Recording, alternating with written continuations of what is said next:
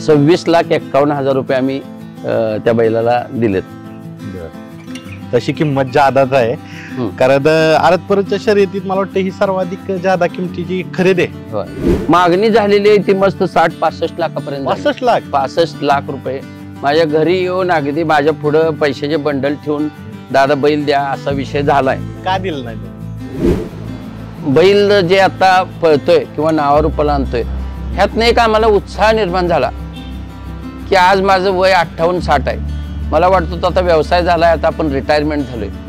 पण ह्या बैलानं मला पळवायला आल्यावर अशी एक ऊर्जा दिली की 58 नाही, बहुतेक अजून आपण आणि 25 वर्षाला आलोय अशा पद्धतीचं एक मानसिकता त्यानं निर्माण केली. आता साधारण एक 25 ते 30,000 लिटर दूध आहे आमचं. रोजचं 30,000 लिटर दूध आहे. ह्या 8 ते 10 खेड्यात म्हणजे गावात 12 वाड्या आहेत आमच्या गावाला. त्या वाड्या खेड्यातनं दूध गोळा करून आमचे सेंटर्स आहेत स्वतःची दूध सेंटर्स, तिथं कलेक्शन करून दूध इथं येतंय. माझे वैयक्तिक सेंटर आहेत आणि ते शेतकऱ्यांच्याच डायरेक्ट कॉन्टॅक्टमधून आम्हाला ते गवळी पद्धत कमी आहे. शेतकऱ्यांच्याकडनं डायरेक्ट दूध स्वीकारलं जातं आणि ते माझ्या डेअरीमध्ये विकलं जाते. मग भांडवल म्हणजे काय नसतंय. लग्न झालं होतं 1-2 वर्ष, मला माझ्या चेनकडे आणि अंगठीकडे लक्ष गेलं थोडं आणि विचार केला आता घरात काय सांगायला नको, आपण पेटीत ठेवलंय म्हणून सांगूया. शर्यतीचा छंद शेतकऱ्यांचा जर म्हटला तर शेतकरी अगदी तळागाळातला पण शेतकरी पण पळवू शकतोय आणि मोठा पण एखादा पैसेवान पण करू शकतोय. परंतु विषय असा येतोय की छोट्या शेतकऱ्याला काय गोष्ट अपुरी पडते. बैल चांगला असतोय, सगळं चांगलं असतंय, पण त्याची ताकद अपुरी पडते. कितीही मोठी नावाजलेली लोक आहेत की स्वतः शेण काढतात आणि स्वतः बैल धुतात आणि स्वतः फिरवायला जातात. अशी लोक बोटावर मोजण्या इतपत आहेत. परंतु हे नंबर आलेल्या लोकांचा विषय असा जास्त आहे की फक्त शर्यती दिवशीच येऊन उभं राहायचं. जास्त करून तरुण मुलं बैलगाड्यात येतात. तर काय शासनानं पुढच्या गोष्टीचा विचार करून तरुण यात उतरायल्यात तर हा शेतकऱ्यांचा खेळ चांगल्या पद्धतीने यावा. आता तुम्ही कबड्डी बघताय, क्रिकेट बघताय, किती तिथं लक्ष, किती मोठ्या प्रमाणात पैसा खर्च केला जातोय. त्याच्यापेक्षा आमचं शर्यती क्षेत्र तसं थरारक आहे. हा तर काय पैसे कमवायचा व्यवसाय नाहीये, हे एक हौसेचा विषय आहे. हे एक नाव जे म्हणतात त्या नावासाठी लोक सगळी धडपडतात की आपलं नाव कुठं तर याच्यावर जायला पाहिजे. पण त्याच्याबरोबर दोन्ही विचार केला पाहिजेत. नाव कुठल्या पद्धतीतनं वर चाललंय, आपण किती करेक्ट वागतोय आणि त्यातनं नाव. आता बैजा तर आहे तुमच्या घरातला सदस्य आहे, पण ह्याच्या व्यतिरिक्त तुम्हाला कुठली बैल आवडतात? तुमचा बैजा सोडून त्याच्या व्यतिरिक्त या 80% लोकांना जी इच्छा आहे म्हणतोय त्या लोकांनी ह्याचा उठाव केला पाहिजे आणि उठाव करणाऱ्या लोकांच्या पाठीमागे राहून त्याच्यासाठी प्रयत्न केले पाहिजे. तर तुमची गोष्टी साध्य होईल आणि तुमच्या मनासारख्या शर्यती होतील. ही 4-2 लोक जे दंगा करतात ह्या लोकांच्याकडे तुम्ही बघत बसू नका. आपला खेळ कसा सुधरेल ह्याच्या दृष्टीनं तुम्ही प्रयत्न ठेवा. तुम्हाला यश मिळाल्याशिवाय राहणार नाही, प्रसिद्धी मिळाल्याशिवाय राहणार नाही. सगळ्यात मोठा खेळ तुमचा कबड्डी क्रिकेटपेक्षा बैलांचा शेतकऱ्यांचा खेळ उजेडात येईल असं मला माझ्या ह्या अभ्यासावरून वाटतं. मित्रांनो, या व्हिडिओला लाईक करा व सँडी आणि यादव या चॅनलला सबस्क्राईब करून जी घंटा दिसते ना तिथे क्लिक करा. त्यानंतर ऑलवर नक्की क्लिक करा आणि सगळ्यात पहिल्यांदा व्हिडिओ पहा. नमस्कार, मी धन्यकुमार चौगुंडा पाटील आणि माझा हा आवडीचा बैल ब्रेकफेल बैजा. इथंच आम्ही राहतोय, पण थोडासा गोटा इथून एक अर्धा किलोमीटर अंतरावर आहे. शिवाय माझी डेअरी पण इथंच आहे आणि ह्या डेअरीमध्ये साधारण एक 150 वर्कर्स आहेत. एक 25,000 लिटर दूध कलेक्शन रोज केलं जातं आणि व्यवसाय, गोठा आणि बंगला सगळा आमचा एकत्रित विषय आहे. आणि याच्या व्यतिरिक्त काय आपल्याला चर्चा करायची असेल थोडा वेळ सगळी माहिती देऊन आपण जाऊन बसून बोलूया.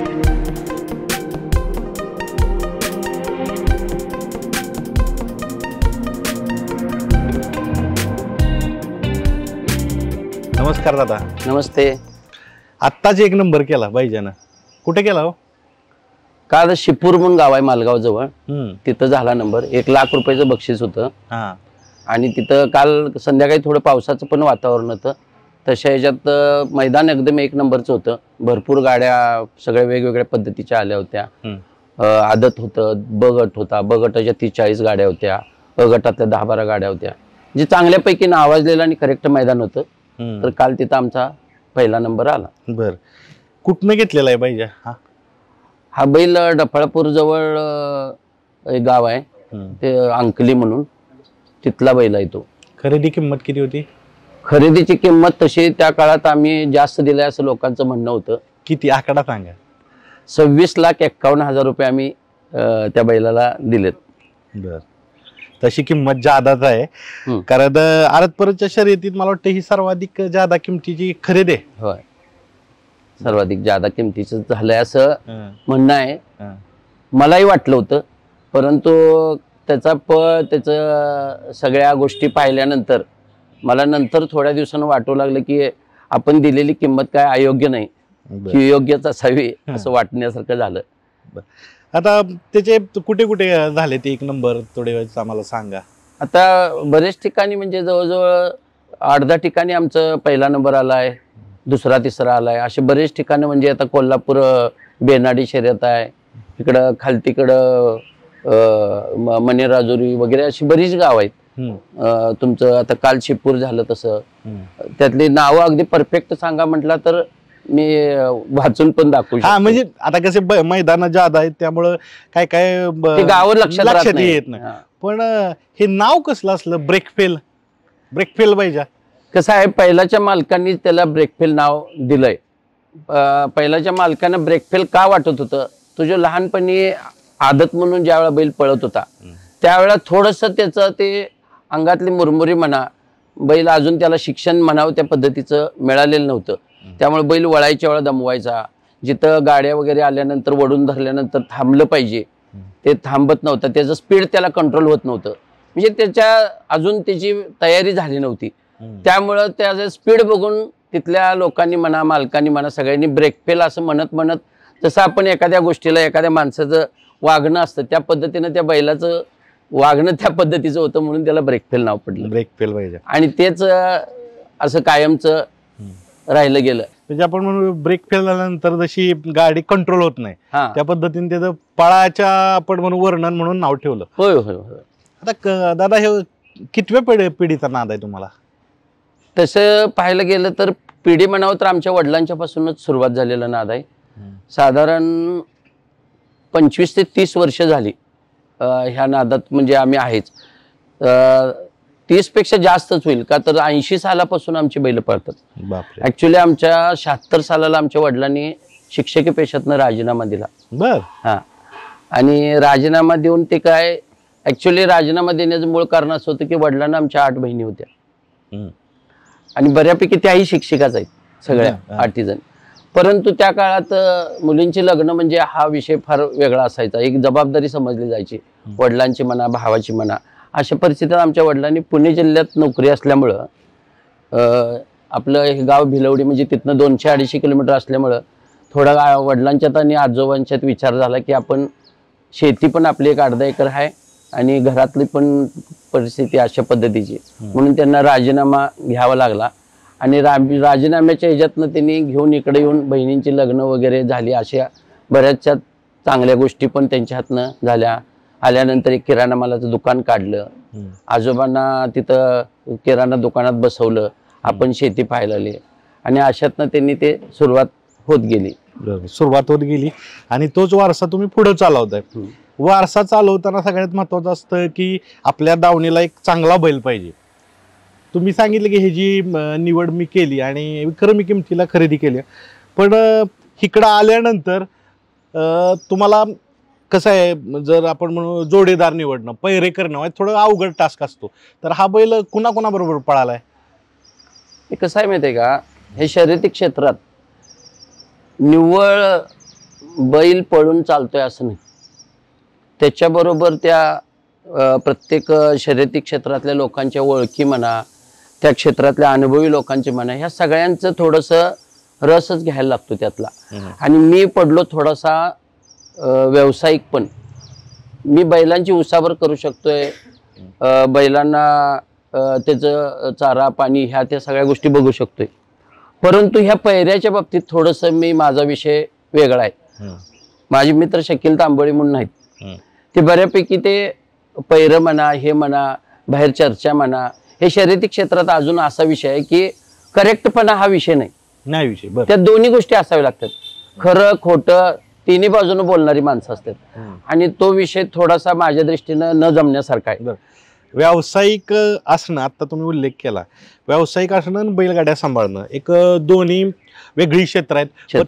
पण तिथं थोडं थोडं तुम्ही म्हणला की काय खरं काय खोटं, तर ही कधी अनुभव आला तुम्हाला बैलगाड्यात खरं खोटं? आता खरं खोटं म्हणावं तर मालकाला पण खोटं हे आमची पैरेकरी सांगण्या इतपत मला दिसून आलं की एखाद्या मैदानाला एखाद्या बैलाचं पैर मला सांगितलेलं असतं अमुक बैलाबरोबर आहे आणि तिथं गेल्यानंतर बैल मला दुसराच दिसतोय. मी म्हटलं मालक असून पण मला फसवलंय, जी काय भानगड. तर दादा तुम्हाला जरी सांगितलं तर तो विषय बाहेर जातोय आणि त्याच्यावर वेगवेगळ्या गोष्टी केल्या जातात आणि मग ते बाहेर पडलं की मग त्याच्या गोष्टी रंगल्या जातात. त्यासाठी तुम्हाला बोललो नाही पण ऍक्च्युली आम्हाला खोटं बोलावंच लागतंय, अशा गोष्टी आम्हाला सांगितल्या जातात. दादांची मुलाखत घेण्याचं अजून एक सर्वाधिक मोठं कारण बैलगाडी मालक आहेत, बैल पळणारा एक नंबर आहे, पण व्यावसायिकता. दादांकुंड ही गोष्ट शिकण्यासारखं आहे. शून्यापासून आता मोठं साम्राज्य आहे. तर आता काय काय म्हणजे मोठी डेअरी आहे, पाटील डेअरी म्हणून महाराष्ट्रभर इथनं प्रोडक्शन जातं. तर साठवण क्षमता किती आहे दुधाची आता साधारण एक 25 ते 30 हजार लिटर दूध आहे आमचं रोजचं 30 हजार लिटर दूध आहे. ह्या 8 ते 10 खेड्यात म्हणजे गावात 12 वाड्या आहेत आमच्या गावाला. त्या वाड्या खेड्यातनं दूध गोळा करून आमचे सेंटर्स आहेत स्वतःची दूध सेंटर्स, तिथं कलेक्शन करून दूध इथं येतंय. माझे वैयक्तिक सेंटर आहेत आणि ते शेतकऱ्यांच्याच डायरेक्ट कॉन्टॅक्ट मधून आम्हाला ते गवळी पद्धत कमी आहे. शेतकऱ्यांच्याकडनं डायरेक्ट दूध स्वीकारलं जातं आणि ते माझ्या डेअरीमध्ये विकलं जाते. त्यामुळे क्वालिटी दुधाची चांगल्या पद्धतीची राहते डायरेक्ट शेतकरी असल्यामुळे. किती शेतकरी जोडलेत तरी प्रत्येक सेंटरला 200 ते 300 शेतकरी वर्ग किमान असतोय. असे माझे 12 ते 13 सेंटर्स आहेत. बापरे, म्हणजे त्यांना एक तुम्ही संधी दिली, व्यवसाय संधी दिली. बर, आता दूध संकलनाबरोबर असतं तुम्ही डेअरी प्रोडक्टही करता, तर कुठले कुठले प्रोडक्ट आहेत? आता बऱ्यापैकी आमच्या तर 2006 पासून डेअरी आहे, म्हणजे दूध कलेक्शन वाढले गेले. त्याच्यापूर्वी मी स्वतः कलेक्शन करत होतो, दूध भरायला जात होतो. तशी माझी सुरुवात अगदी स्कूटरवरनं दूध कॅन ठेवून नेण्या इतपत सुरुवात झाली. अशा पद्धतीनं सुरुवात करत माझी 2006ला पाश्चराइज प्लांट म्हणा, बऱ्याचशा ॲडव्हान्स मशिनरी बसवून ती सुरुवात झाली आणि बाय प्रॉडक्टला तिथून 1-2 वर्षात सुरुवात झाली. माझ्यात आता श्रीखंड, आम्रखंड, बासुंदी, पनीर, दही, ताक, लस्सी, तूप, पेढे म्हणजे जेवढे दुधाचे प्रॉडक्ट असतील ते सगळे बनवले जातात. आता तुम्ही एक ओझरता उल्लेख केला की मी स्कूटरवरनं दूध संकलन करायचो, त्यावेळेस सांगा ही कधीची गोष्ट आहे? ही साधारण 1992, 91, 92, 93 ची गोष्ट आहे. 91, 92, 93ला ऍक्च्युली सगळं जर चर्चा करायची म्हटलं तर आपल्याला वेळेत पुरणार नाही असा माझा विषय आहे, पण तरी आपण आता विषय निघालाय म्हटल्यावर बोलायला काय हरकत नाही. 91, 92ला मी ज्यावेळेला सुरुवात केली भिलवडी गावामध्ये, आमच्यात एक चितळे डेअरी आहे, फार मोठी डेअरी आहे. आमच्या गावाची, भिलवडी गावाची त्यावेळेला संकल्पना अशी होती की चितळे डेअरी म्हणजे अगदी फार मोठी डेअरी आणि इथं दूध भरणं अशक्य आहे आणि दूध कोण भरायला आलं तर तो म्हणजे चुकीचा निर्णय, का तर एवढ्या मोठ्या डेअरीपाशी तुम्ही दूध भरू शकत नाही किंवा ती ताकद तुमची चालणार नाही, अशा पद्धतीचा एक विषय असायचा. त्यामुळे आमच्या गावात कसं आहे, डेअरीच कोण पूर्वी 25 वर्षात उभा करत नव्हतं किंवा त्या पद्धतीची वाटचाल नव्हती. गवळी होती भरपूर पण डेअरीची वाटचाल नव्हती. मग माझ्या डोक्यात संकल्पना आली की आपण या व्यवसायात उतरायचं आणि जी गोष्ट आपल्याला घडत नाही असं वाटतंय ती घडवावी आणि त्याच्यासाठी आपण जिद्द पकडली पाहिजे. अशा पद्धतीने मी त्या क्षेत्रात उतरलो. तुम्ही सांगताय आणि जिद्द होती सांगताय, पण हे उभारणं म्हणजे ठीक आहे, चालू करणं सोपं आहे, पण ह्याच्यानंतर पुढे जायचे तर तुम्ही काय काय केलं, कशा पद्धतीने गेला पुढे ते सांगा. सुरुवातीला मी ज्या वेळेला दूध भरायला चालू केलं त्यावेळेला मला 2 ते 3 वेळा अपयश आलं. दूध भरायला चालू करून पुन्हा आणि बंद करायची पाळी आली. 2-3 वेळा. सुरुवातीचा काळ कसं झाला, माझं वय काय तर 22-23 होतं. त्यावेळेला लोकांच्या बरोबर, शेतकऱ्यांच्या बरोबर जे चर्चा म्हणा किंवा ॲडव्हान्स स्वरूपातनं बोलणं म्हणा किंवा आपलं जे लोकांच्यात आपली जी प्रतिमा आली पाहिजे त्या पद्धतीचं माझं अजून ते वय नव्हतं. अशा काळात मला वय होतं तुमचं? त्यावेळेला एक 22-23 वय होतं आणि त्या काळात मला थोडंसं अडचणी आल्या की हे एवढ्या मोठ्या डेअरी पुढं टिकावं लागणं मला अशक्य झालं. पण फिरून फिरून मला असं वाटायचं की मला ह्या दुधाच्या धंद्यात यशस्वी व्हायचं आहे. मी एकदा पहिल्यांदा दूध भरलो, पुन्हा बंद केलो, पुन्हा शेती व्यवसायात गेलो. शेतीत मी असे जिद्द बाळगून शेती केली की मी स्वतः 5-5 एकर पाणी पाजत होतो उसाला पाणी पाजत असताना त्यावेळेस पूर्वीचं असं ॲडव्हान्स टेक्नॉलॉजी नव्हती. मी प्रत्येक दाराला बसून कंदील घेऊन बसत होतो आणि पाटाला पाणी लावून ते 5-5 एकर क्षेत्र रात्रंदिवस करून पाणी पाजत होतो. एवढी माझी कष्ट करण्याची तयारी होती. हा व्यवसाय चांगला आहे आणि हा शक्य केलाच पाहिजे असा माझा विषय होता. पण कसं हा व्यवसाय तुम्ही म्हणताय चांगला आहे, पण सगळ्यात महत्वाचं असतं पहिल्यांदा कुठलाही व्यवसाय उभं करताना भांडवल. तर ते तुम्ही कुठून आणलं भांडवल? अक्षरशः सांगतो, सुरुवात करत असताना ज्यावेळेला मी चालू केलं त्यावेळेला भांडवल हा प्रकार माझा नव्हताच. जी गोष्ट मला सांगायची पाळी आजपर्यंत आली नाही ती आज मुलाखतीमुळे 2 मिनिटं बोलायची इच्छा झाली माझी. ज्या वेळेला मी सुरुवात केली त्यावेळेला मी समडोळी गावात चालू केली. तिथं माझे पाहुणे वगैरे मावस भाऊ वगैरे होते, त्यांच्या ओळखीनं मी त्या गावात चालू केली की माझा एक विषय असा झाला की आपण भिलवडी चितळ्यांच्या डेअरी पुढे टिकणार नाही, आपण बाहेर गावातच सुरुवात करूया आणि दुधाला एक वेगळी म्हणजे चालना मिळेल अशा पद्धतीनं आपण बाहेर व्यवसाय चालू करूया आणि तिथून आपलं नाव तयार होऊन मग आपण गावात यायचा प्रयत्न करूया. पण ह्या गोष्टीला वेळ लागणारी मला माहीत होतं, पण विचार केला की कुठली तरी गोष्ट एक खडतर तप केल्याशिवाय आपल्याला ही गोष्टी शक्य होणार नाही. तर मी समडोळीला दूध भरायला गेलो. समडोळीला तिथल्या पाहुण्यापैकी मदत घेऊन थोडं गावात फिरून सांगितलं असं आमच्या चितळ्यांच्या दूध भरलं जातंय, तिथं फॅटवर दूध आहे आणि दर चांगला मिळतोय, तुमच्या गावात पण दूध मिळेल, फॅट मशीनवर दूध स्वीकारलं जातंय तुमच्यात आता अजून गवळी पद्धत आहे, पाणी घातलेले बी दूध जातंय, साधं दूध भारी दूध असं सगळा प्रकार आहे. तर तुम्हाला योग्य प्रतीचं दूध जर रेट मिळावा असं वाटत असेल दुधाचा रेट, तर तुमच्या गावात मी फॅट मशीन आणून त्या पद्धतीचं मी रेट पत्रक काढतो आणि दूध भरतो. अशा गोष्टीवर 4-2 लोकांनी माझ्या बोलण्यावर थोडा विश्वास ठेवून मला दूध चालू करायला प्रवृत्त केलं. चालू केल्यानंतर एक 4-8 दिवस गेले, 4-8 दिवस गेले, 15 दिवस गेले. 15 दिवस गेल्यावर तुम्ही म्हणताय तसं व्यवसायाला भांडवल पाहिजे. भांडवल पाहिजे म्हटल्यावर पहिले 1-2 माणसं आली, मला 1000 पाहिजे, 500 पाहिजे, 1000 पाहिजे, तुम्हाला उद्यापासून दूध चालू करतो, मला घरगुती अडचण आहे, तुम्ही जर पैसे दिला तर दूध घालतो. मग तिथं गवळी पण लोक अशी पैसे वाटून दूध घेत होती. म्हणलं आपल्याला पण थोडंसं लोकांना सुरुवात करायला कॅच करायला ह्या पद्धतीचा वापर केला पाहिजे म्हणून मी त्या लोकांना मी पण थोडंसं ॲडव्हान्स द्यायला. पण 500, 1000, 2000 दिल्यावर खिशातलं पैसे संपलं आमच्या. मग विचार केला, मग अशा काळातच एक 60 लिटर दूधवाला माणूस आला की माझं 60 लिटर दूध आहे दादा, खरं उद्याच्याला मला 25,000 ॲडव्हान्स दिला तर मी तुम्हाला दूध घालतो. मी काय विचारलं, अजून कॅन भरलेला नाही आमचा, कॅन अजून 20 लिटर आहे, 60 लिटर घातले की 2 कॅन दूध माझं होतंय आणि व्यवसायाला थोडी सुरुवात होईल. ह्या 60 लिटरसाठी काय केलं पाहिजे मला? थोडंसं मी घरातनं त्या व्यवसायात उतरायच्या दृष्टीनं तिकडे गेलतो. मग भांडवल म्हणजे काय नसतंय, लग्न झालं होतं 1-2 वर्ष, मला माझ्या चेनकडे आणि अंगठीकडे लक्ष गेलं थोडं आणि विचार केला आता घरात काय सांगायला नको, आपण पेटीत ठेवलंय म्हणून सांगूया आणि याचा सौदा करूया, त्याशिवाय 60 लिटर दूध आपल्याला मिळत नाही. अशा विषयातनं मी काय केलं की माझी चेन आणि अंगठी घेऊन बाजारात गेलो सराफ कट्ट्याला की बाबा मला हे मोडायचं आहे आणि मला ह्याचे पैसे पाहिजेत. मग तिथं गेल्यानंतर त्या काळात थोडंसं सोनं कोण घेऊन आलं की सहजासहजी दुकानदार घेत नव्हते. हे सोनं कुठनं असं कसं काय विकायला आलं ते एकदम मग त्यातनं पाहुण्यांची ओळख काढली. शिरगावे म्हणून एक पाहुणे होते, त्यांच्याकडे गेलो आणि म्हटलं बाबा मला असं असं सोनं द्यायचं. मग त्यांनी विचारलं अरे तुमचे पप्पा माझ्या ओळखीचे आहेत, तू सोनं कसं काय? असू देत पप्पा, खरं 1-2 मिनिटं लक्षात घ्या, मी असं असं व्यवसायात उतरलोय आणि मला द्यायचं आहे. मग त्यांना विचारलो, त्यांना विचारल्यानंतर त्यांनी मला सांगितलं बरं ठीक आहे मी घेतो. तर त्यावेळेच्या काळात मला सोनं 4 तोळ्याला 16,000 रुपये देतो असं त्यांनी सांगितलं. झालं मग 16,000 दिलं तरी जिकिरी स्वभाव काय आमचा जात नव्हता. त्यांनी घेतो म्हटले म्हणून काय लगेच मी घ्यायला तयार झालो नाही.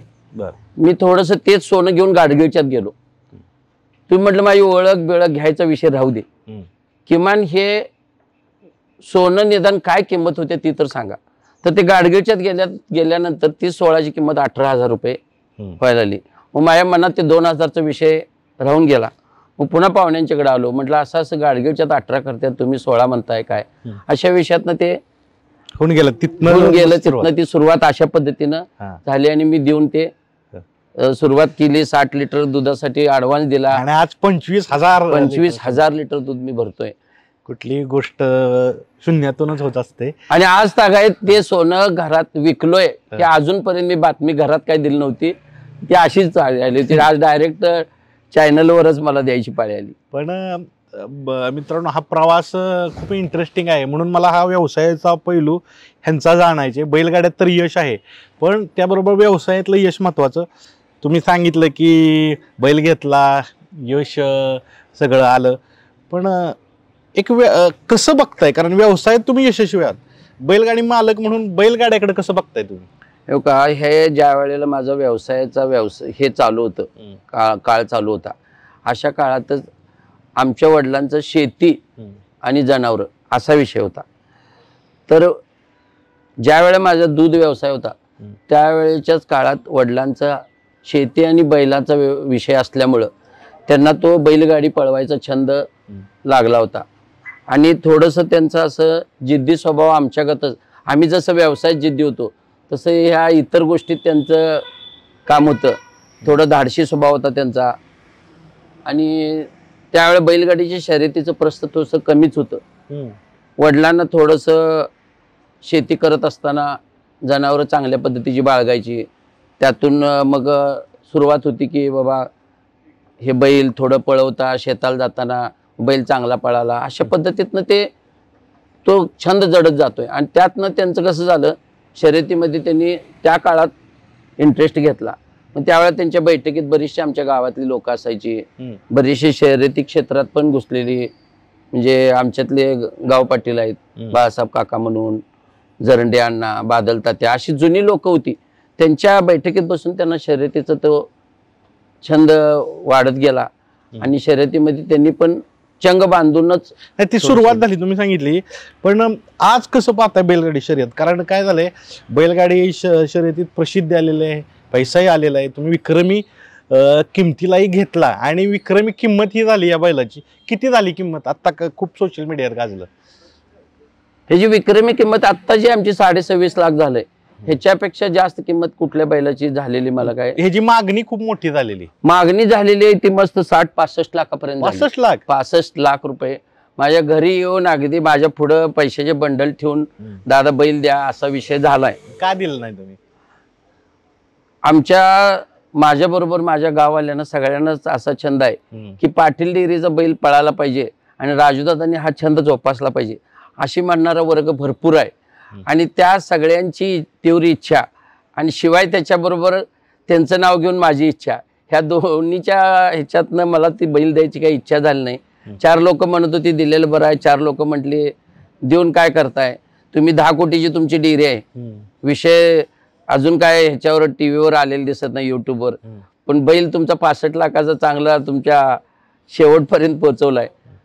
तर अशा पद्धतीच्या गोष्टीतनं तो बैल थांबला गेला किंवा माझी इच्छा झाली नाही त्यातनं. ती पाटील डेअरीचं प्रमोशन राज्यभर बैजानं फ्री मध्ये करून दिलं, नाही तर डेअरी इथल्या म्हणजे 4-5 आपण म्हणू गावापुरती किंवा तालुक्यापुरते मर्यादित, पण आज बैजामुळं ती महाराष्ट्रात गेली. कसं आहे, आमचं शकील तांबोळी मला कायम चिडवायचा, दादा तुम्ही व्यवसाय करताय, बापाने बी बैल पळवली, तुम्ही पण आम्हाला बैलाच्या ह्याच्यात जरा इंटरेस्ट घेतला तर बरं होईल. आणि तुम्हाला पण छंद आहे, शेती करून तुम्हाला आवड आहे, सगळे आहे, तुम्हाला पण नाद नाही असं काही नाही. अशातनं त्यांनी घ्यायला लावलेलं. विषय कसा आहे, हा छंद हा विषय वेगळाच आहे आणि व्यवसाय हा विषय वेगळा आहे.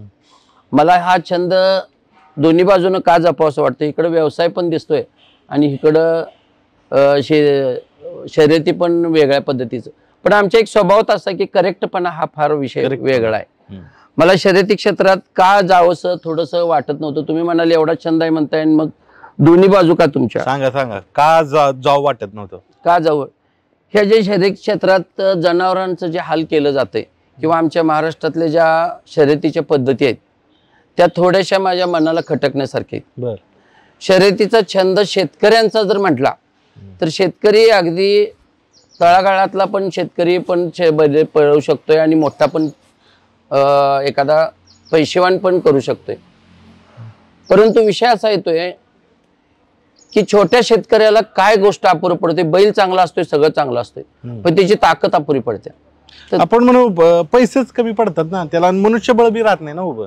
मला तर वाटतंय ह्या बैल पळवायसाठी काय फार पैसा लागतोय असं नाही. त्या जनावराला पोटाला घालणं, 4 गैर बाळगणं काय 2 बैल बाळगणं दोन्ही एकच विषय आहे. हा जो पैसा लागतोय शर्यतीमध्ये, तो आता अलीकडच्या काळात असा झालाय की शर्यती म्हणजे त्याचं बॅकग्राऊंड मोठं झालं पाहिजे, 100-150 पोरं बरोबर पाहिजेत, आपली ताकद पाहिजे, गुंडगिरीची पद्धत अवलंबली पाहिजे. अशा सगळ्या गोष्टीचा विचार करून शर्यती केल्या जातात. ती शर्यत मला योग्य वाटत नाही. पण आता ही बदलायचं कसं दादा? कारण कसं, ठीक आहे तुम्ही यशस्वी व्यावसायिक आहात, 80% लोकांना अशा पद्धतीची आवड आहे की शर्यती करेक्ट झाल्या पाहिजेत. आणि जवळजवळ 80-85% लोकांनी इच्छा असताना 10-15% लोक असे आहेत की तो विचार न घेता निवड नंबर आला पाहिजे, निवड नाव झालं पाहिजे, अशा विचारातले लोक आहेत. आता बरेचसे लोक म्हणतात की धनाढ्य लोक आहेत, त्यांच्या हातात बैलगाडी क्षेत्र गेलंय काय, 30 लोक मोठी किमतीला बैल घेतात आणि बैल पळवतात.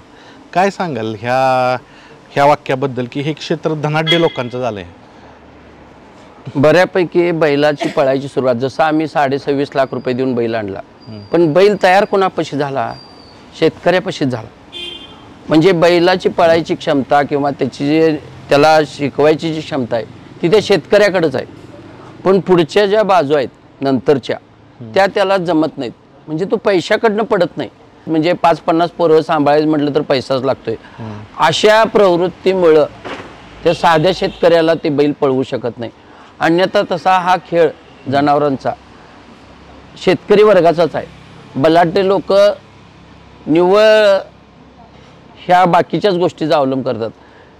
कितीही मोठी नावाजलेली लोक आहेत की स्वतः शेण काढतात आणि स्वतः बैल धुतात आणि स्वतः फिरवायला जातात. अशी लोक बोटावर मोजणे इतपत आहेत. परंतु हे नंबर आलेल्या लोकांचा विषय असा जास्त आहे की फक्त शर्यती दिवशीच येऊन उभं राहायचं आणि या बाकीच्या मेजॉरिटी वगैरे ह्या गोष्टी करायच्या आणि त्यातनं नंबर आणायचा. अशा लोकांची पण संख्या वाढायला लागली. ह्याचं कारण काय की ह्या शेतकऱ्यांच्या खेळाकडं शासनाचं लक्ष नाही. निव्वळ परवानगी द्यायची आणि शर्यती करायला, पण त्यांनी नियम घातले पाहिजेत की बाबा हा खेळ झाला तो आम्ही सांगितलेल्या नियमातनं झालाय का, त्या लोकांना ती जे नंबर केल्यात त्या लोकांना ती बक्षिसं मिळाल्यात का, त्याचं प्रवेश शुल्क बरोबर घेतला गेलाय का, त्या प्रवेश शुल्क योग्य पद्धतीने झालाय का. शर्यती ठेवतानाची अशी पद्धत झाली आता की बैल पळवणाऱ्यांच्या पेक्षा शर्यती ठेवणारे लोक काय काय पैसे मिळवायला लागले. पाठीमागच्या मुलाखतीत बोललो होतो, सगळ्यात श्रीमंत शेतकरी असतो. शेतकरी कारण त्याची प्रॉपर्टी शेती आहे, तो निसर्गात अशी बेभरोशी ठेवतो. एवढी मोठी प्रॉपर्टी आणि निवांत झोपी जातो, तो शेतकरीच असतो. पण आता दादा सांगा, बैलगाडी क्षेत्र बदलते, जास्त करून तरुण मुलं बैलगाड्यात येतात, तर काय वाटतं? शासनानं पुढच्या गोष्टीचा विचार करून तरुण यात उतरायल्यात तर हा शेतकऱ्यांचा खेळ चांगल्या पद्धतीने यावा.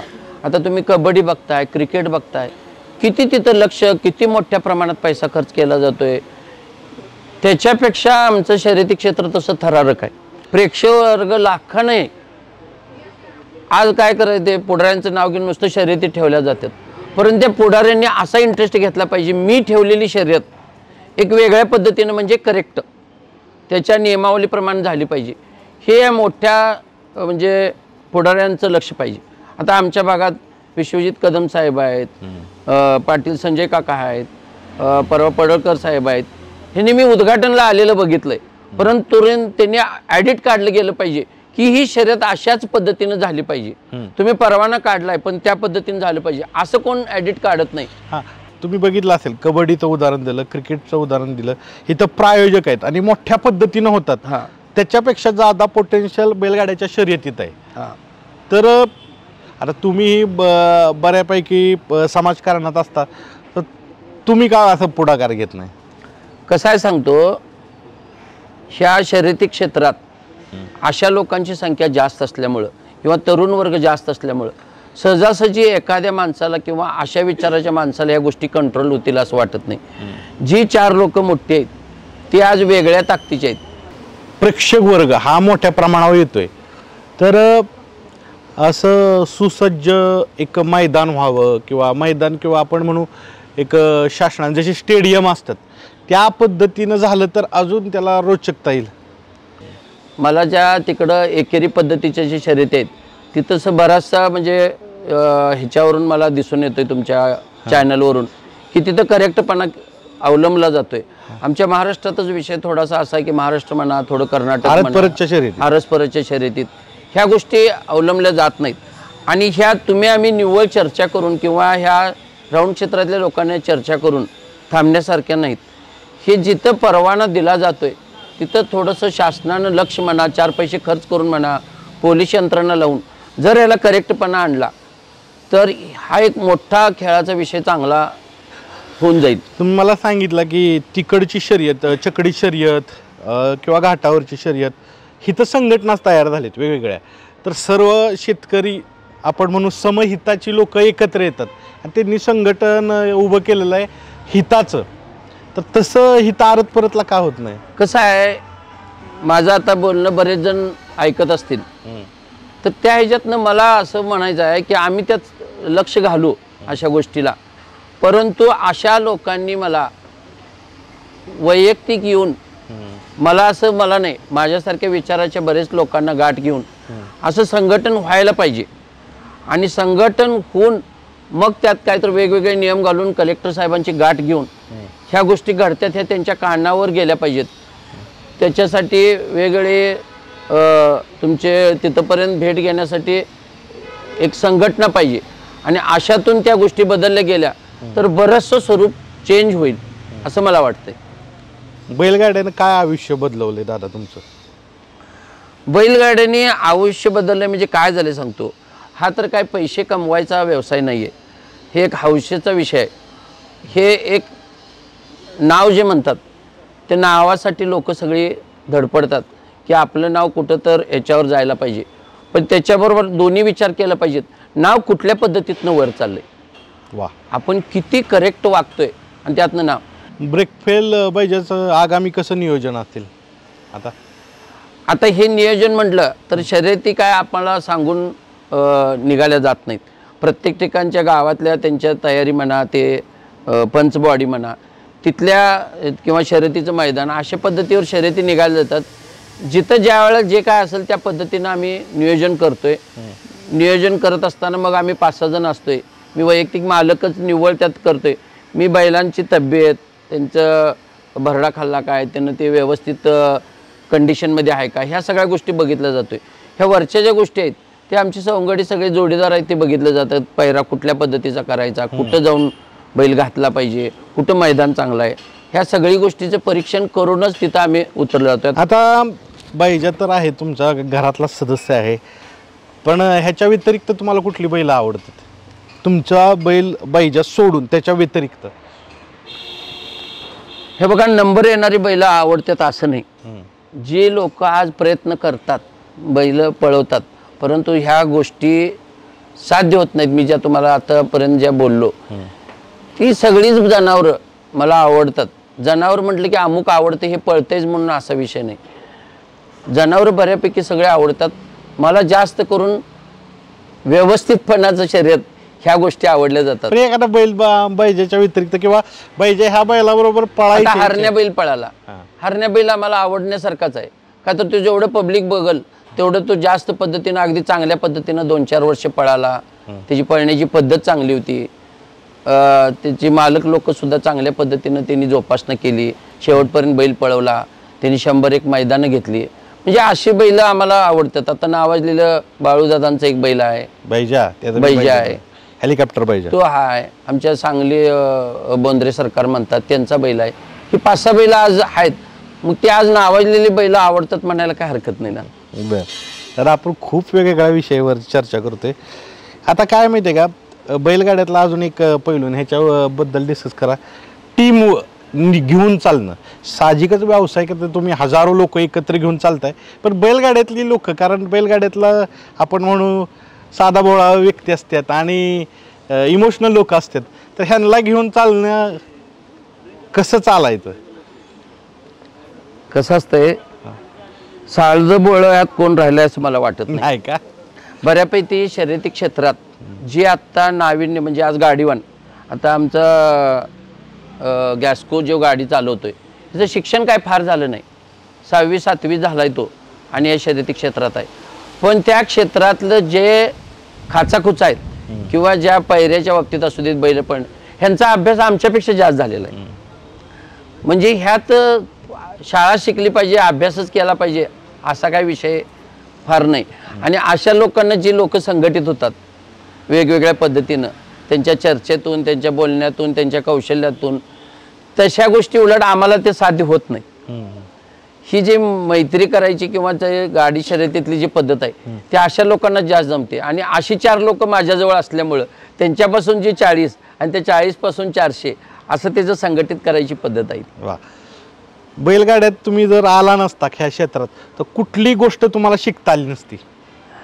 कसं आहे माहिती आहे का, व्यवसाय वेगळा आहे आणि शर्यती क्षेत्र वेगळं आहे. व्यवसायात ही प्रोफेशनल लोक किंवा व्यवसायात जी पद्धत आहे ती या शर्यतीतला एक छंद हा विषय वेगळा आहे.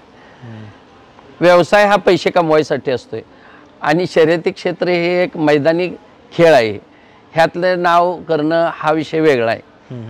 मला एक वेगळा असा अनुभव आला आहे की आमच्या डेअरी व्यवसायात माझं नाव आज एक चांगले प्रॉडक्ट म्हणून ओळखलं जातं आहे की दादांच्यात एक शुद्धता म्हणा, स्वच्छता म्हणा, टीमवर्क म्हणा, अतिशय म्हणजे मला आमच्या भागात आज चितळ्यांचा एवढा मोठा व्यवसाय असताना माझं नाव आज इथं निघतंय. म्हणजे तेवढं जरी मोठं नसेल तर त्यांच्या कुठं तर काही प्रमाणात मी तिथं पोचलोय. तर ह्याचं कारण म्हणजे ह्या गोष्टी जे मी मगाचपासून जे सांगतोय की सातत्य म्हणा, स्वच्छता, व्यवस्थितपणा, व्यवहार चांगले, आपले विचार चांगले, लोकांच्या बरोबर आपले जे उदरनिर्वाह होतात त्या गोष्टी, अशा सगळ्या गोष्टीचा विचार केला तर दोन्ही ह्याच्यात नाव आहे. परंतु बैलगाडी क्षेत्रात शेतकऱ्यांचं प्रमाण जास्त, शिवाय पब्लिसिटी जास्त, शिवाय तुमची मोबाईल यंत्रणा, ही यूट्यूब चॅनल, ह्या अशा गोष्टी, व्यवसायातले चॅनल तेवढे एवढे आता कमी व्हायलेत आणि हे चॅनल जास्त वाढायलेत. प्रसिद्धी ह्या बैलातून भरपूर व्हायले, का तर व्यवसायात बरेचसे अग्रेसर लोक आहेत आणि व्यवसायात मोठमोठे अजून आज पाटील डेअरी म्हणजे काहीच नाही, ह्याच्यापेक्षा आज चॅनलवर बघतोय की बरेचसे मोठमोठे व्यवसाय आहेत. तर त्यापेक्षा ह्या शर्यती क्षेत्रातला विषय थोडासा वेगळा वाटतोय मला. ह्यात पण नाव थोडंसं आता होतंय असं वाटतंय. नाव झालेलंच आहे. बरं, आता नावाबरोबर इथं जबाबदारी पण वाढते. काय आहे जबाबदारी? थोडंसं मधल्या काळातल्या 2-3 वर्ष बंद होतं, ह्या काळामध्ये बरीचशी सुधारणा झाली. अजून सुधारणा होण्यासाठी ह्या लोकांनी संघटित झालं पाहिजे, एकत्रित आलं पाहिजे. माझ्यासारख्या विचाराच्या लोकांना येऊन थोडीशी ताकद देऊन शासनापर्यंत पोचलं पाहिजे. मला असं वाटतं की ह्या सगळ्या गोष्टी ते परवानाधारकांच्या पर्यंत पोचत नाहीत आणि त्यांनी पण लक्ष दिलं जात नाही. ह्या दोन्ही गोष्टींना लक्ष देऊन जर एखादा पुढारी उभा राहिला तर ह्या निवडणुकीत इतर ह्याच्यात त्याचं जेवढं नाव होईल त्याच्यापेक्षा जास्त नाव ह्या क्षेत्रात होईल. त्यामुळे ह्या पुढच्या वर्गातल्या पुढाऱ्यांनी थोडंसं आमच्या क्षेत्राकडे बघावं असं माझी इच्छा आहे. अनेक राजकारणी आणि तेही बैलगाड्याचे प्रेमी आहेत, त्यांच्या नावानं मैदानं भरली जातात, तर त्यांनी लक्ष द्यावं. मी तर म्हणेन शासन मान्यता होईल आणि महाराष्ट्राचा राज्य खेळ होईल ही बैलगाड्यात कॅपॅसिटी हे लोकांनी धरलं पाहिजे आणि शेतकऱ्यांनी त्या दृष्टीनं प्रयत्न केले पाहिजेत. आणि ज्या 80% लोकांना जी इच्छा आहे म्हणतोय त्या लोकांनी ह्याचा उठाव केला पाहिजे आणि उठाव करणाऱ्या लोकांच्या पाठीमागे राहून त्याच्यासाठी प्रयत्न केले पाहिजेत. तर तुमची गोष्टी साध्य होईल आणि तुमच्या मनासारख्या शर्यती होतील. ही 4-2 लोक जे दंगा करतात ह्या लोकांच्याकडे तुम्ही बघत बसू नका. आपला खेळ कसा सुधरेल ह्याच्या दृष्टीनं तुम्ही प्रयत्न ठेवा. तुम्हाला यश मिळाल्याशिवाय राहणार नाही, प्रसिद्धी मिळाल्याशिवाय राहणार नाही. सगळ्यात मोठा खेळ तुमचा कबड्डी क्रिकेटपेक्षा बैलांचा, शेतकऱ्यांचा खेळ उजेडात येईल असं मला माझ्या ह्या अभ्यासावरून वाटतंय.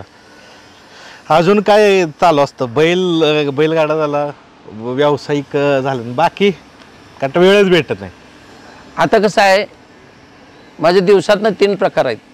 सकाळी 10 वाजेपर्यंत माझा वेगळा ड्रेस असतोय गोठ्यातल्या मापाचा. 10 वाजता 11 वाजता तुम्ही आलाय त्यामुळे मी पांढऱ्या कपड्यावर तुम्हाला दिसतोय. आणि संध्याकाळी 6 नंतर माझे जे डेअरीतल्या काही गोष्टी मशिनरी म्हणा काही गोष्टीकडे लक्ष द्यायचं त्यावेळेचा एक काळ वेगळा. तिन्ही पद्धतीनं मी राहतोय. कामाची विभागणी कामाची विभागणी, निव्वळ शर्यती बघितल्या जात नाही, निव्वळ व्यवसाय बघितला जात नाही. थोडंसं आपल्या घराकडे पण लक्ष दिलं जात आहे. थोडंसं मी धार्मिक कार्यात पण थोडंसं अग्रेसर असतो. तो बॅलन्स कसा साधताय? कारण कसं जरी बैलगाड्या म्हणलं तरी पूर्ण दिवस आदल्या दिवस त्यातच पूर्ण राहतात आणि त्याच्यामुळे थोडं फॅमिलीकडे दुर्लक्ष होण्याची शक्यता असते, व्यवसायाकडं. तर तो बॅलन्स कसा साधता? हे कसं आहे माहिती आहे का, मी ज्या वेळेला व्यवसाय करतोय त्यावेळेला मी असं माझं एक सिस्टीम लावली.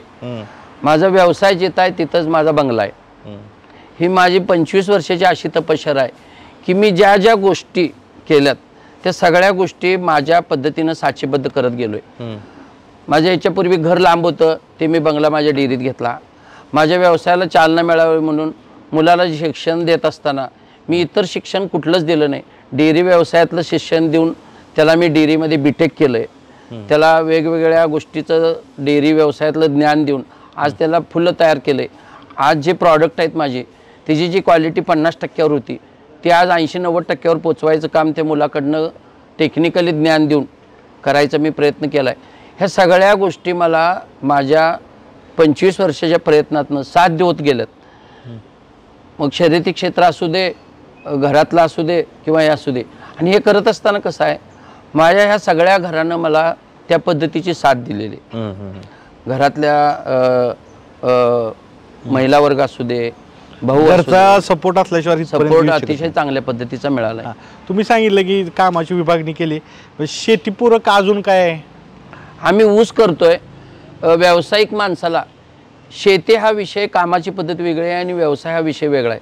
त्यामुळे दोन्ही गोष्टी तो करू शकत नाही. शेती किती आहे ह्या दरम्यान सांगा? शेती आमची 10 ते 15 एकर आहे आता. ऊस असतो ते? हो, ऊस असतो. शेती टेंटेटिव्हच आम्ही बघतोय. त्याच्यात 100 टन उतारा पडला पाहिजे, 110 टन उतारा, हे आम्हाला साथ देण्यासारख्या गोष्टी नाही. का तर दूध व्यवसायाला भरपूर वेळ द्यायला लागतोय आणि अतिशय काळजीपूर्वक करायचा व्यवसाय आहे. हा घटकच वेगळा आहे की दुधापासून जे प्रॉडक्ट बनले जातात अतिशय काळजीनं बनवायला लागतं, त्याशिवाय त्या गोष्टी साथ देत नाहीत. मग दोन्हीकडे लक्ष देणं अशक्य आहे. बरं, आता बघताय एक प्रसिद्ध बैल ब्रिकफेल बाईच्या पाठीमागे आहे. तो बैल घेतला तुम्ही विक्रमी किमतीला, त्या बाईच्याकडून तुम्ही काय शिकला? बैलाकडनं शिकण्यासारखा विषय असा काय नाही. बैलानं आम्हाला एवढ्याच गोष्टी शिकवल्या की बैल जे आता पळतोय किंवा नावारूपाला आणतोय ह्यातनं एक आम्हाला उत्साह निर्माण झाला की आज माझं वय 58-60 आहे. मला वाटतं तो आता व्यवसाय झाला आहे, आता आपण रिटायरमेंट झालोय. पण ह्या बैलानं मला पळवायला आल्यावर अशी एक ऊर्जा दिली की 58 नाही, बहुतेक अजून आपण आणि 25 वर्षाला आलोय, अशा पद्धतीचं एक मानसिकता त्यानं निर्माण केली. का तर बैलानं नाव ते केलंच ते केलंय आणि त्याचं जे हुरूप आहे, त्याची जी पळण्याची पद्धत आहे किंवा त्याला जे आम्हाला जे हे करायला मिळतंय, त्याच्यासाठी जे प्रयत्न करायला मिळतात त्यात आमचा वेळ निघून जातोय आणि आम्हाला त्यातनं चांगलं समाधान मिळतंय. बैलगाड्यात तुम्ही बघितलं ना दादा, बैलगाड्याने एक काम केलं की लोक एकत्र आणण्याचं काम केलं. लोकसमूह म्हणजे लोकांना एकत्र येण्याची आता आपण म्हणू संधीच नाहीत आत्ता, ते बैलगाड्यानं केलंय. अजून काय केलंय समाजात बैलगाड्यानं, कसा इम्पॅक्ट केलाय काय तुम्हाला वाटतं? हे बघा, जनावरं बाळगायला ह्या शर्यती क्षेत्रानं शिकवले. हा खिलारी बैल आहे, हे जर शर्यती क्षेत्र नसलं तर ही बैल जोपासलीच जाणार नाहीत. का तर लोकांना कसं असतंय, थोडंसं उत्साहवर्धक गोष्टी पाहिजे असतात आणि बैलगाडी क्षेत्रात आता मी बघतोय एकेका ठिकाणी 100-100, 200 बैलगाडी आहेत. हे शर्यती क्षेत्र जर बंद पडलं तर ही जनावरं ह्या पद्धतीनं जपलं जाणं किंवा त्यांना खायला घालणं किंवा ह्या गोष्टी घडल्याच जाणार नाहीत. प्रत्येक गोष्टीतली वेगवेगळ्या हौशी, कोण शेतकऱ्याला शेतीतला बैल आवडतोय, कुणाला शर्यतीतला. तर ह्या सगळ्या छंदामुळं ती जनावरं जपणं किंवा जनावरांचं नवीन हे तयार होणं, ह्या गोष्टी घडतात. म्हणजे हे एक प्रकारचं थोडंसं जनावरांच्या दृष्टीनं चांगलंच काम आहे असं मला म्हणायला काही हरकत नाही. एवढं तुमच्या आयुष्यात सांगितल्या घटना झाल्या, यश मिळवलं, बैलगाड्यात यश मिळवलं, तर यश मिळवायचं असेल तर काय करावं? यश मिळायचं झालं तर प्रयत्नच पाहिजेत, कष्ट पाहिजेत, नैतिकता पाहिजे, लोकांच्या बरोबर देण्याघेण्याचे पैशाचे व्यवहार असू देत हे पाहिजे. सगळ्यात मोठं म्हणजे त्याच्याबरोबर कुठलंही व्यसन असायला नको आहे. आज ज्या मुलांच्या हातनं शर्यती क्षेत्रात नंबर आला म्हणून पार्ट्या, दंगा, फालतूगिरी अशा ज्या गोष्टी आहेत, ह्या जर कुठल्याच गोष्टी घडल्या नाहीत, त्याला एक वेगळ्या दृष्टीनं बघितलं चांगल्या पद्धतीनं तर फार चांगला खेळ आहे. पण थोडंसं त्या क्षेत्राकडे पहिल्यापासून लोकांचं असं झालं आहे की शर्यती म्हणजे दंगा होतोय, शर्यती म्हणजे व्यसनं केली जातात, शर्यती म्हणजे पार्ट्या केल्या जातात. तर असं माझ्या बाबतीत मला एकही अनुभव आला नाही की तर टोटल माझं घर आत्ता अगदी सुपारीच्या खांडापासून पण बाजूला आहे, म्हणजे अजिबात कुठल्या व्यसनात नाही. आम्ही शर्यती केलं की डायरेक्ट घरला येतोय, एखादा कप रस्त्यात चहा पेलं तर पेतोय आणि आमच्या घरी येऊन आमच्या व्यवसायाला लागतोय. त्या क्षेत्रासाठी काय तर वेगळं करायला लागतं, ही जी मानसिकता आहे लोकांची ती नसायला पाहिजे. कुठलाही व्यवसाय कुठलीही गोष्ट करत असताना जर आपली वैचारिक भूमिका जर चांगली असली तर ह्या सगळ्या गोष्टी चांगल्याच आहेत. फक्त त्या कशा पद्धतीनं करायच्या हे आपल्या मनावर आहे. चांगली माणसं शोधायची कशी? चांगली माणसं शोधायची कशी म्हटलं तर चैनीच्या गोष्टी 2-3च गरजा तुम्हाला दिसून येतात. एक दारू, मद्यपान, त्या गोष्टी, ह्या गोष्टीपासून 4 लोकांना अलिप्त करायचे आपले प्रयत्न पाहिजेत. आज माझ्या डेअरी व्यवसायात 150 लोक आहेत आणि बरीचशी मुलं घरात आगाऊपणा करून सोडतात म्हणून डेअरीत आणून सोडणारी पण लोक आहेत. अशा लोकांना मी एक वेगळ्या पद्धतीनं तयार केलं आहे. माझ्या डेअरीत असे नियम आहेत की गेटच्या आत आल्यानंतर कधी त्यांनी तंबाखू, गुटखा, मावा, मांसाहार, दारू ह्या गोष्टी 1% सुद्धा चालणार नाही. अशा पद्धतीची कडक भूमिका आम्ही घेतली. चांगलं पण बघायचं झालं तर चांगल्याच लोकांच्या पाशी गेलं पाहिजे असं मला वाटत नाही. ह्या लोकांच्यापासून चांगलं निर्माण आपल्याला करू शकते, ह्यातच मोठं चांगलं आहे. आणि हे चांगलं शोधायसाठी बाहेर कुठे गेलं पाहिजे असं मला वाटत नाही. मित्रांनो, जगण्याचा अनुभव राजूदादांचा खूप मोठा आहे. एका मुलाखतीत किंवा आपण म्हणू 2 तास किंवा 1.5 तास किंवा 1 तासात ही कव्हर होत नाही. भरपूर शिकण्यासारखं आहे आणि प्रवासही मोठा आहे. तुम्ही जर बघितलं ब्रेक फेल पाहिजे, नाव कमावतोय, सगळ्या गोष्टी होतात. जसं दादांनी सांगितलं, मला उत्साह दिलाय बैलगाड्यानं, तर हाच उत्साह अबाधित राहून ब्रेक फेल पाहिजेनंही नाव कमावं आणि तुम्ही सदैव उत्साहित राहावं अशी आपण प्रार्थना करू. एवढा वेळ दिला दादा, त्याबद्दल धन्यवाद.